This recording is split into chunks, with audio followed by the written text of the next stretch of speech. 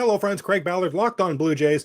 Today's episode brought to you by Ultimate Pro Baseball GM. And in today's episode, going to get you set for game one of this four-game series as the Toronto Blue Jays now in Kansas City to take on the Royals. Second segment, we're going to deep dive the good, the bad, and the ugly as far as historical battles and matchups between these two franchises. And going to close it out with one of the great stories, in my opinion, one of the underrated stories in Toronto Blue Jay franchise history. You are Locked On Blue Jays, your daily Toronto Blue Jays podcast. Part of the Locked On Podcast Network, your team every day. I am Craig Ballard. I am Locked On Blue Jays, and I am thankful that you're choosing to spend part of your day talking Toronto Blue Jay baseball with me. And I am also very likely every bit as disgruntled as you are, every bit as underwhelmed as you are with what we saw this past weekend from the Toronto Blue Jay baseball. Oh my goodness. 0 for 12 in that Saturday game with men in scoring position. I mean, shades of offenses past, right? With this Blue Jay team of the home run or bust offenses past. That is the pretty much the reason for the bald head. And then whatever the heck that was from Chris Bassett on Sunday, my goodness, somehow this Toronto Blue Jay offense still looking for their first home run of the season. I mean, I don't help it make sense. I don't get it. That was a really, really ugly weekend. We saw defensive miscues, important ones too, from guys that we don't normally see them from. I don't know. It was all kinds of ugly. Now, the good news is the road trip does continue. I mean, how's that good news? But it continues going to Kansas City. So they stay in Missouri, but they head to the much weaker team in the state of Missouri, the Kansas City Royals. The Kansas City Royals coming off of a 97-loss season. The last time the Blue Jays lost that many games was all the way back in 1979. That was their third season in existence. So this Royals team is at the bottom right now, off to an 0-3 start this season. They just had their season opening series. It was a home opening series. They got swept by the Minnesota Twins, lost the first two games 2-0, and then lost yesterday in Sunday's series finale to complete the sweep. They lost 7-4. Now I will say, I mean, I guess they did hit 2 home runs yesterday, right? So I guess I can give them that. My goodness. Tonight's first pitch, 7:40 p.m. Eastern. Jose Berrios making his 2023 debut for the Toronto Blue Jays. I'm going to say much anticipated debut. This was last year's opening day starter, right? We saw how his personal season went. No pitcher in baseball allowed more hits, more runs, had a worse ERA. But I'm going to say the Toronto Blue Jays were 24-9 when Jose Berrios pitched. I don't have an explanation for it. Does he inspire his teammates? But I don't have an explanation for it. But if you're like me, and bottom line is that winning is the name of the game, 24-9, you can extrapolate. We can dig deeper, actually. Over the last 40 starts for Jose Berrios, the Blue Jays have won 28 of those games. I mean, that's extremely impressive. Put it this way, when Robbie Ray won his Cy Young for the Jays a couple years back, the Jays won 17-17 in games he started. And that was the year the Blue Jays missed the play-in game by 1 game and the playoffs by 2 games. Wouldn't we have traded 1 or 2? Wouldn't we have traded Robbie Ray Cy Young to get 1 or 2 of those wins, right? Like 17-17. I'm very underwhelmed by that. But the Blue Jays have been winning when Jose Berrios has been on the mound. Now, what did we see from him last season? We saw it was very much feast or famine, right? He had 16 starts. It was 16 starts where he allowed 2 or fewer runs. That's going to work. However, the issue was that was the feast. There was famine. There were 9 starts last season where Jose Berrios allowed 5 or more runs. I mean, significantly too many. Even a few is going to wreak havoc with your numbers. 9 times he went to the mound and allowed at least 5 earned runs, if not more. My goodness. Wow. We saw his slurve was good last season. There were times where his slurve was great last season, but his fastball, my goodness. His fastball missed its spot time and time again, and the problem is the fastball never missed bats, did it? I mean, there were no swings and misses generated from Jose Berrios' fastball last season. Didn't really get off to that good of a start, wouldn't we have to be honest? In spring training, some mixed results there. It wasn't horrible, had some mixed results, I guess, but he did have some of those blowups again in spring training. So going to have to take a look at how Berrios does tonight. Now, he's a former Minnesota Twin. So, of course, with the unbalanced schedule, that Minnesota's in the American League Central. That's where Kansas City plays. So he's pitched against Kansas City. He's pitched at Kauffman Stadium many times, 10 times, in fact, and it's not gone well. A 4.81 career ERA at Kauffman Stadium, huge whip at Kauffman Stadium. He's been hit in this ballpark. I'll say the glass half full. The only current Kansas City Royal who's hit a home run off him, and it was only one, was Hunter Dozier. Now, a couple batters definitely to keep an eye on in tonight's matchup that have really hit Jose Berrios well in their careers. That's second baseman Nicky Lopez, and that's DH Framil Reyes. So those are the matchups. Those will be the Craig's. Those are the Craig's key matchups that we'll have to watch tonight, and hope that Berrios comes out on top in those. Brady Singer takes the mound for Kansas City. Now, we mentioned how much losing Kansas City did last season. Brady Singer wasn't part of that. He was 10-5 with a 3.23 ERA. He was downright good last season. Righties get more hits against Singer. Lefties hit for more power against Singer. You won't see anything straight tonight. He really features a 94-mile-an-hour sinker. He'll throw a slider. He'll throw a changeup. Every now and then he'll mix in a fastball. It's rare. As I said, we're not going to see anything straight tonight. So in this huge ballpark against Singer, do the Blue Jays get their first home run tonight? I have to think yes, to be totally honest with you. But on paper, it doesn't look super promising. I'd have to say that. In the lineup, there's been some feast or famine against Singer as well. You've got a guy like Vladimir Guerrero Jr. 0 for 5 against Singer, and then a guy like Matt Chapman 3 for 5 against Brady Singer. And Chapman, of course, with 6 hits in that opening series at St. Louis. The only Blue Jay with a home run against a Singer is Dalton Varsho. Now, this happened last season when he was playing for Arizona, of course, and it was in this ballpark. So perhaps some cause for optimism there. Side note, I think we're going to see the Major League debut for Nathan Lucas tonight. I really hope we do. On paper, you might think that because Kiermaier was out yesterday, that Varsho's out in this game and Kiermaier's back. I hope they find a way to get Varsho's bat in there. As I say, he went deep against Singer last season. We'll have to see what John Schneider thinks about that. On the other side of this, a quick word from our sponsor here. We're going to talk about a deep dive, the good, bad, and ugly as far as the historical battles and matchups between these two franchises. Before we do get into that, I just want to mention Pro Baseball GM. This is one of the cooler games I've played in a while. You know, if you've spoken to me before, if we've had this conversation, you know that I've always felt I could be a GM on the big league level, right? Well, turns out it's not that easy. So if you've ever fantasized the same sort of thing as well about managing a franchise, then download Pro Baseball GM immediately. The game allows you to manage every strategic aspect of a franchise. You play through the seasons, you lead your franchise and your fans to glory and build a historic dynasty. In the simulation, you're responsible for hiring the right coaches and staff. You manage the team finances. You scout and draft the players, and you manage through difficult personalities and injuries, and you navigate your franchise through free agency and all the ups and downs. All this in a challenging and realistic game world. Ultimate Baseball GM is completely free and playable offline, so you play on the go, play as you want to, when you want to. Locked On of the Locked On hosts here, Locked On Blue Jays, of course, the listeners, you get a 100% free bonus to your franchise when you use the code Locked On in the game store. So make sure to check it out. To download the game, you just visit probaseballgm.com, scan the code, or look it up at the app stores. That's probaseballgm.com. Ultimate Baseball GM. Start your dynasty today. In our middle segment today on Locked On Blue Jays, let's deep dive some good, bad, and ugly of the franchise histories between the Toronto Blue Jays and the Kansas City Royals. And of course, as per usual, we'll start with the good. And there's been a lot of good. Heck, you could say great when it comes to the Blue Jays versus the Royals in the 2000s. Yes, I know you're shouting at the screen right now. What about the 2015 playoffs? And we are going to have to broach that, right? But you can imagine that's not coming in the good category. We'll get to those playoffs in a minute here. But regular season-wise, in the 2000s, the Blue Jays 94-66. 94-66 against the Kansas City Royals. Complete domination. The last time the Royals actually won a season series against the Blue Jays was back in 2017. These two teams played a series on this very field, a 3-game series last season. Jays taking 2 out of 3, and those 2 games were beat down 7-0 and 8-0. So things really have gone the way of the Toronto Blue Jays, especially lately when it comes to this matchup against the Kansas City Royals. How about some of the traditionally great Kansas City Royals? How have they done against our Toronto Blue Jays? Like somebody, for example, like a Brett Saberhagen. In the 80s, Brett Saberhagen and Dave Stieb, hey, this is as good as it gets in all of baseball in the 80s. Saberhagen was absolutely incredible. 2-time Cy Young winner. He's in the Kansas City Royal Hall of Fame as well. But funnily enough, I know that I just make up that word, funnily enough, oddly enough, I guess is more accurate. Oddly enough, Saberhagen really struggled against the Toronto Blue Jays. It was the team that he did the worst against in his career. One glorious, glorious moment that certainly goes in the good from Toronto Blue Jays standpoint when it comes to comparison of these two franchises.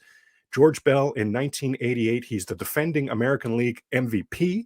And on opening day in 1988, in Kansas City against Brett Saberhagen. The Blue Jays win 5-3. And in that game, George Bell hits not one home run against Brett Saberhagen, not two home runs against Brett Saberhagen. How about 3 opening day home runs against the absolute stud that was Brett Saberhagen to propel the Blue Jays to that victory? George Bell, I mean, my man, George Bell. Shout out to you if you love George Bell as well. My favorite Blue Jay ever. Also in the good category for the Blue Jays, but when it comes to this matchup with Kansas City, Bo Jackson. Bo Jackson, one of the funnest. Did I make that up as well? I'm just making up my own vocabulary here. One of the most enjoyable athletes. There it is. One of the most enjoyable athletes ever to watch was Bo Jackson. Even if you weren't around in that era, you know the lore of Bo Jackson. You know how absolutely special he was. Well, against the Toronto Blue Jays, same as Brett Saberhagen, the Jays were his career worst franchise that he ever went against. Bo Jackson played in the time that spanned the Blue Jays playing at Exhibition Stadium and then moving into then Skydome, now Rogers Center. So he played 14 games against the Blue Jays at Exhibition Stadium. The Jays held him to a 160 average in those 14 games at Exhibition Stadium. Wow. And in the 10 games they played against Bo at then Skydome, they held Bo to a 147 batting average. I mean, domination. I guess Bo had all his superhuman powers taken by customs when he cried. Like, I don't know what happened there, but the Blue Jays' complete domination against the absolute machine, the absolute pleasure that was, the absolute animal that was Bo Jackson. Now, how about some in the bad category? Talked about Kansas City studs, how they fared against the Jays in the Blue Jays' favor. Well, how about George Brett against the Toronto Blue Jays? How about that Kansas City Royal legend? My goodness. George Brett played 163 career games against the Toronto Blue Jays. A full season's 162, right? So this is a pretty good sample size to say, hey, this is what a full season of George Brett against the Jays looks like. How about a 321 batting average? My goodness. 402 on base percentage. Pardon me. Holy eye pop emoji. And a 953 OPS. My goodness. Now, George Brett's a Hall of Famer, right? He dominated a lot of teams, but certainly the Blue Jays were amongst them. Wow. Again, in that sort of like one season look, the 163 game look, 22 home runs, 112 RBIs, and from the actual math of it, literally almost twice as many walks as strikeouts. George Brett, he was incredible. He was incredible. How about one of our own sluggers in franchise history? How about Carlos Delgado? How did Carlos Delgado do against this Kansas City Royal team? Well, not good. 238 career average against Kansas City with a 768 OPS. I mean, these are not Carlos Delgado. I call him Carlos Del Suado. These are not Carlos Del Suado numbers. So that's going in the bad category, too, when it comes to Toronto Blue Jays versus Kansas City Royals. Now we come to the ugly category. I have to take a breath for this one because this is all kinds of bad memories here. Okay, 1985. The Blue Jays have played the Kansas City Royals in the playoffs twice in franchise history. Kansas City walked away both times. First was 1985. Now, this goes in the ugly category for a few reasons. First of all, 1985 was the first season in baseball history where the American League Championship Series went from a best of 5 to a best of 7. So every season in baseball history in the American League Championship Series, the first team to win 3 games, congratulations, they advanced to the World Series. 1985, first year gets switched to best of 7. And of course, you can already see this coming. Blue Jays went up 3-1 in that series. Would blow 5, 6, 7. We'll look at that in a second here. But in any other season in baseball history, the Blue Jays would have been in the World Series against the St. Louis Cardinals. I mean, this is going to sound easy for you to say, Craig. You've got your Blue Jay fan hat on here. But dare I say, they were going to beat St. Louis in that World Series. In any other season, that 3-1 series lead propels the Blue Jays to the World Series. Not so fast. Hold the phone in 1985. So the Jays go up 3-1. Game 5 is Jimmy Key versus Danny Jackson. Danny Jackson throws a complete game gem. Kansas City wins that game 2-0. Now, side note, that is that same Danny Jackson. Yes, the Blue Jays organization would get revenge on Danny Jackson because he was the Game 3 pitcher for Philadelphia in the 1993 World Series. Remember now, the Blue Jays had the home field advantage, the 4 home games to Philly's 3 home games in that World Series. Philly won one of the first 2 games in Toronto, so they wrestled. They got home field advantage. Going back to Game 3 in the World Series, which was their first home game, Blue Jays dominated Danny Jackson in that game to take control, to take home field advantage right back immediately. They jumped on Danny Jackson. 3 runs in the first, a Paul Molitor home run in the third. They just never looked back. I think that was a 10-3 final. That was just an absolute beatdown. That gave the Jays the 2-1 series lead, and they would go on, of course, to take control and win that World Series. So the Blue Jays did exact revenge on Danny Jackson. Back to 85 now. We go to game 6. The Royals hit Doyle Alexander in game 6. They hit him around a little bit. They win that game 5-3. So now we're going to a 7th and deciding game. Oh, boy. Oh, boy. 7th and deciding game. Dave Stieb on the mound for the Blue Jays. It's 2-1 Kansas City in the top of the 6th. 2 out, bases loaded.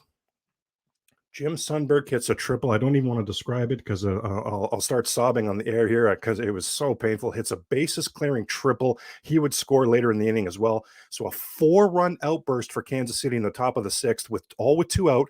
Makes a 2-1 game, a 6-1 game. Kansas City would cruise the rest of the way there. And the pitching star for Kansas City in that game 7 was Charlie Liebrandt, the lefty Charlie Liebrandt. Now, again, this is a scenario where the Blue Jays would get revenge later on because Charlie Liebrandt in 1992 was an Atlanta Brave. How did the Blue Jays close out the 92 World Series? Well, that was that Game 6 victory, the game-winning hit at Atlanta. Game-winning hit was Dave Winfield's double. Remember that? Hooked that down the left field line, 2-run double. Blue Jays hang on to win that game. That 2-run double, and those runners were put on base, and that 2-run double by Winfield was hit off of Charlie Liebrandt. So did exact some revenge on some of these guys along the way, but does very little to take away the pain, the absolute pain, and the reason this is in the ugly category, the way that 1985 ALCS turned out. Oh boy, how about 2015? I know a lot more of you were around for this one here, and man, geez, is it too soon? Are you yelling at me right now? Is it too soon? It was 2015. I hope it wasn't too soon, but goodness. Kansas City takes game 1, 5-0, complete domination.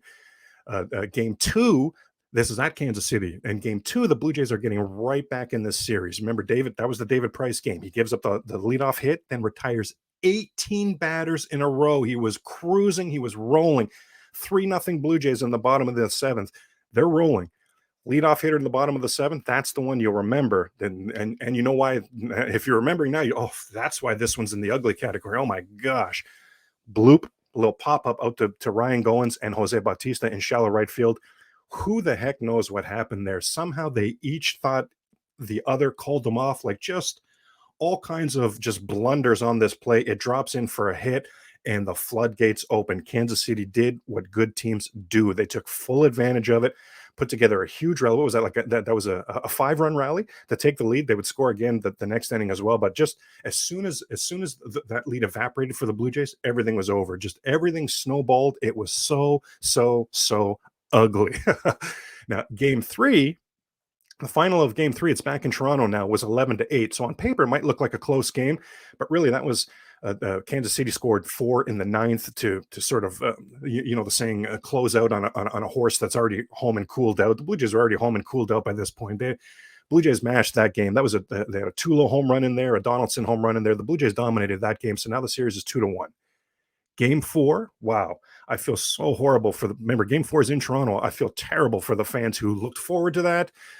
Mothers, fathers, aunts, uncles, cousins, brothers, sisters who worked 2 weeks of overtime at a job they hate just to be able to afford these playoff tickets, and they're going to game 4, and they're so excited. R.A. Dickey on the mound, and kaboom. 14-2 final for Kansas City. Pardon? 14-2. Put it this way. Cliff Pennington, Toronto Blue Jay utility man, he finished the game on the mound pitching for the Blue Jays. That's how ugly this one got.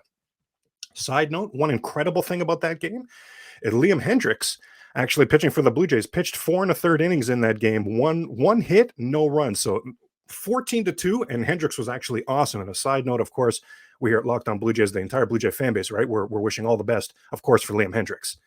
So that takes us to game 5. Now, game 5 was the Blue Jays' turn for a beatdown. That was a 7-1. That was the Marco Estrada game. You'll probably remember that one fondly. Marco Estrada just completely dominated. Didn't even matter that the Jays scored 7 runs. They didn't need 7 runs that game. 2 or 3 was going to cut it. Estrada was just incredible that game. Now we go to game 6. Deep breaths all around, because this one was as ugly a game as we've seen in Toronto Blue Jay franchise history. It's not just that early on. Remember that fan reaching over, Bautista's in right field, the fan reaches over. It's not a home run. The fan catches it, and somehow there's not enough evidence on replay to overturn it. It's a Mike Moustakas home run. That makes it 2-0 Kansas City early. Jays would come back and tie it, whatever, but that still hurt. Top of the ninth inning, game 6, Blue Jays are down 4-3. Russell Martin against Wade Davis, the Kansas City closers, and Russell Martin base hit. They would pinch run Dalton Pompey. Dalton Pompey would steal second. Dalton Pompey would steal third. What a stud. What a stud. Now the tying run is at third, nobody out. Pilar walks. First and third, nobody out. Here comes Diano Navarro. Now, Diano Navarro, the first pitch that Navarro faced was a hanging slider right down the middle from Wade Davis that I still have nightmares on. It just hung there, and Navarro took a huge, huge cut. He was trying to hit that thing 600 feet. Just missed it, fouled it off, strike 1. Strike 2 was a foot outside. Home plate umpire Jeff Nelson. I'm not a good enough person to be able to forgive him. He was atrocious in this game. And in the ninth inning was just one of the worst jobs of umpiring I've ever seen in my entire life. Foot outside at strike 2. Now the whole at bat is screwed. Navarro strikes out. Here comes Ben Revere. Now, as Navarro is striking out, Pilar steals second. So not only is the tying run at third now, 1 out, but the go-ahead run is at second. That run that could maybe even send the series into game 7 is at second base now. 1 out. Here comes Ben Revere. The strike 2 call on Ben Revere. The Navarro strike 2 was a foot outside. The Ben Revere strike 2 was 2 feet outside. Ben Revere left his feet. He literally jumped in disbelief. He could not believe it. And I remember saying to I was watching this at my friends, the Neal brothers at their house at the time. Long time good friends of mine. And I remember just being devastated with that strike 2 call. And I walked up to the screen, this huge screen. I walked up to the screen. I said, anywhere down in here, Wade Davis is going to snap off an ugly slider right now. It's going to be nowhere close to the strike zone because he knows that Ben Revere is so shook right now. Ben Revere has no idea what a strike is right now because of this horrible home plate umpire. He's going to have to chase anything you throw up there. Wade Davis breaks off a nasty slider. It's way out of the strike zone. Poor Ben Revere doesn't have any choice but to chase it. Swing and a miss, strike 3. Oh, boy. Oh, boy. Now that tying run at third with nobody out is that tying run at third with 2 out. Here comes Josh Donaldson. He would end up grounding out to Mike Moustakas. The rest is history. I always joke that I think to this day, Dalton Pompey, I think he's still, to this day, standing on third base waiting to be driven in. Oh, boy. Oh, boy. We will soon know the results of the Built Bar March Madness contest. My vote was salted caramel. Now, one Locked On fan going to win a 12-month subscription to Built to have Built Bars or Puffs delivered monthly straight to their door. You got to try Built. Built, the best protein bar ever. Seriously, they taste so good. You're going to keep checking to make sure that they're actually good for you. They are. Now, what makes Built Bars and Puffs so good? Well, for starters, high in protein, low in sugar, covered in 100% real chocolate. Wow, that's right, real chocolate. Enjoy a Built protein bar or puff today. Now, in our third and final segment here on Locked On Blue Jays, going to deep dive what I think is one of the most incredible plays in Toronto Blue Jay franchise history. Certainly, at least in my opinion, one of the most underrated plays in Toronto Blue Jay franchise history, and it involves Buck Martinez. I thought it'd be a great time to tell this story, as Buck spent part of 17 seasons on the big league level. Well, the first 8 were with Kansas City, and the last 6 were with Toronto. So, skin in the game for both of these franchises for Buck Martinez. Now, how could he have spent 17 seasons on the big league level when he was a career 225 hitter? My goodness. Well, defense was his calling card. A very good game caller as well. Very, very intelligent between the ears, right? Buck Martinez when it comes to baseball. This particular play comes in the 1985 season. So you remember that Buck was the right-handed hitting catcher that would face left-handed hitting pitchers. He platooned Ernie Witt was the left-handed hitting catcher that faced the right-handed pitchers. This particular game, Seattle starting a lefty. So here's Buck Martinez. Now, this is right in the middle of the season. Blue Jays are 50-32. They're authoring the best season in franchise history. That 1985 season the Blue Jays would win 99 games. They've never really even come close to that in going forward. Hopefully this season, right, of course. But in the middle of authoring the best season they've ever had, we thought going into that game that the story of that game was going to be Blue Jays starter Tom Filer, who is pitching on the big league level for the first time in 3 years. But Buck Martinez would become the story. Bottom of the third inning. Phil Bradley is the leadoff man. He gets on base for Seattle. Now, we need to note, Phil Bradley was about 6'2". He's about 200 pounds. Now, he was a football star growing up, but deemed to be, a little bit too small to play football professionally, but football star. So he knows how to give and take hits, but in particular knows how to give hits. That's relevant in the story here. That comes up in a minute here. Now, so he's on first. Tom Filer actually balks him over to second, and the batter is Stormin' Gorman Thomas. The name says it all, right? Stormin' Gorman Thomas. He's 6'2".